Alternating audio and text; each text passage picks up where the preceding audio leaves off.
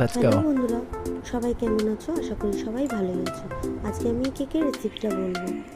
এই কেকটা বানানোর জন্য একটা বোলের মধ্যে চালের মধ্যে নিয়ে নিয়েছি হাফ কাপ পরিমাণ ময়দা, 2 tablespoon cocoa powder, 1 teaspoon 1.5 teaspoon baking powder.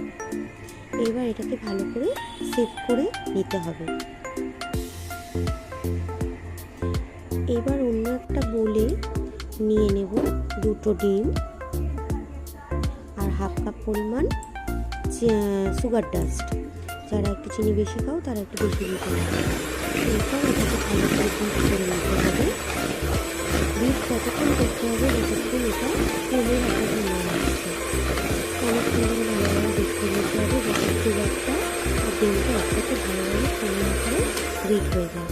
এরপর মিশিয়ে নিতে হবে 1/4 কাপ অয়েল, তারপরে আবার ভালোভাবে বিট করে নিতে হবে।